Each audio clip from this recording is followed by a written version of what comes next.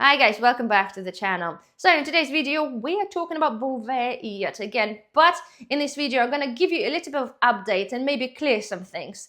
If you follow the channel, you know guys that I've done a video, well, a few videos in fact, a couple of weeks back when we discussed about Bovaer and the concerns that people had. But since then, the whole thing gone absolutely bonkers, okay? There's tons of views on my videos, and at the same time, a lot of comments and emails I kept getting, that people asking me questions, wanting to know what companies are safe and that kind of thing. And obviously, I can't answer all those questions. It's all just takes time to do a little bit of research. But there are a few questions that keep coming up and a few discrepancies between what people think actually true and not true. So we'll cover them later on in the video.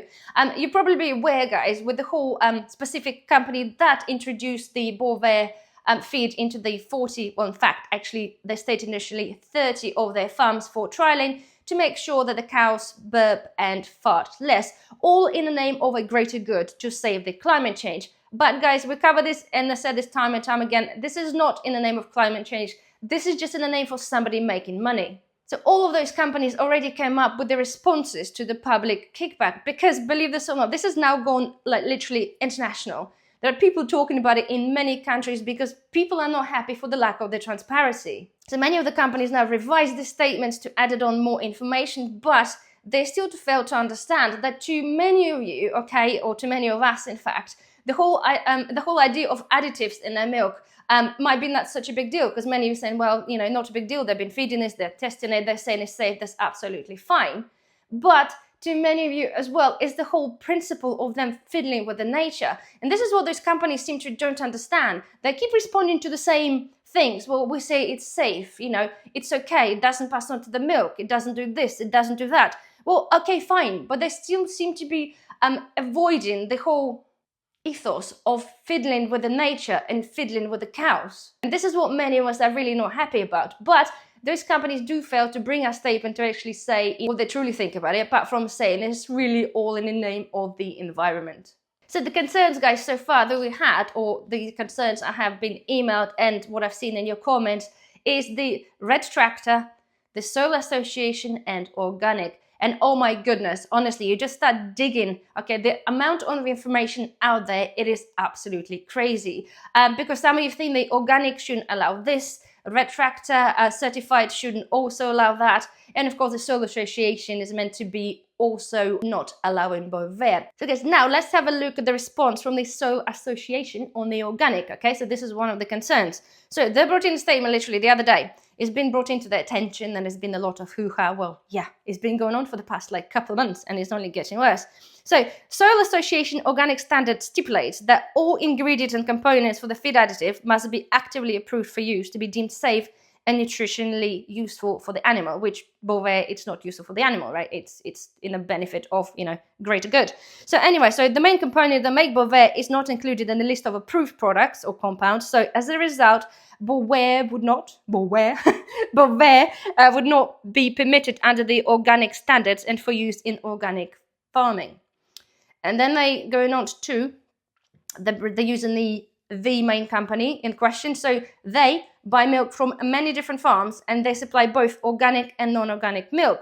So any organic milk they supply must meet organic regulation requirements, and the production has to be completely separate from any non-organic milk. This must be demonstrated and independently audited every year.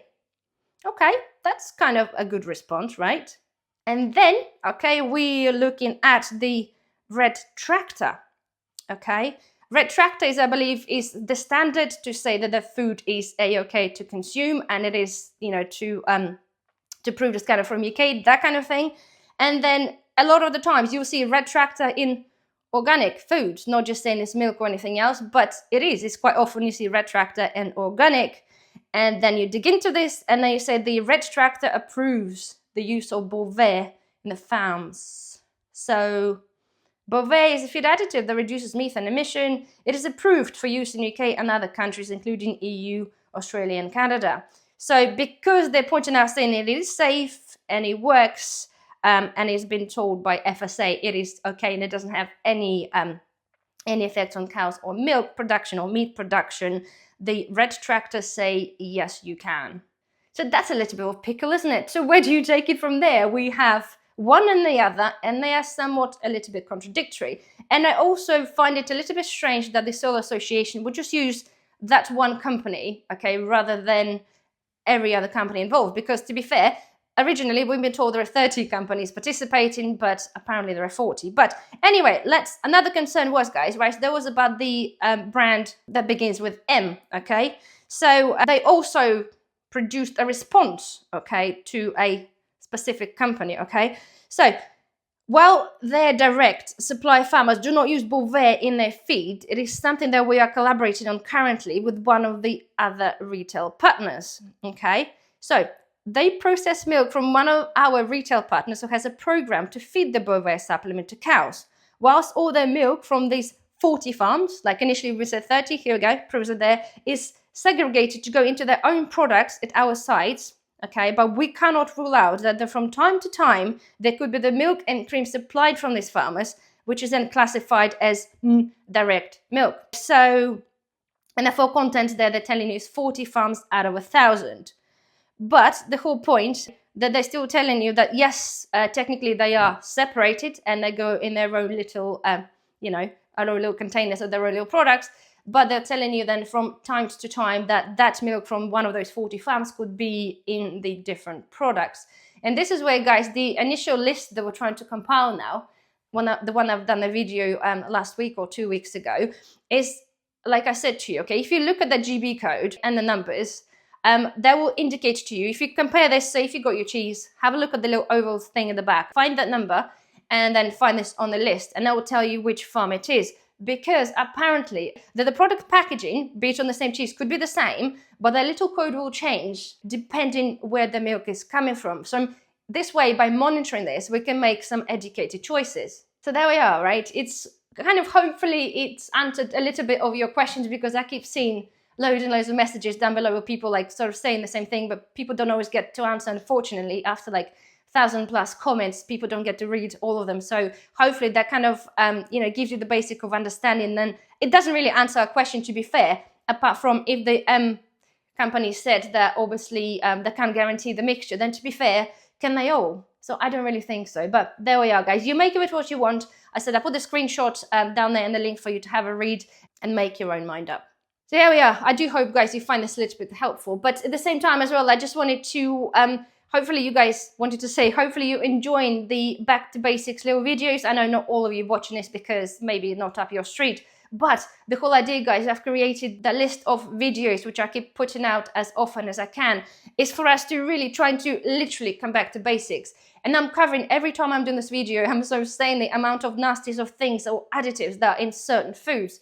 And what we're trying to do is trying to avoid consuming that. So if you do have time and ability, some things are a bit simpler than are made out to be. So next thing, like bread, there's tons of things happening in there as well, which I'll do in a different video. But the point is, guys, if you are interested, have a watch those videos. As I said, I'm trying to make things really straightforward, but we really have to step away from that idea of consuming what they give us, because they're really not being transparent. And we're just not talking about the milk, we're talking about many other things in the food industry. And what another amazing thing is, right, we all think, guys, that we can't change many things because we are outnumbered and the agendas are there.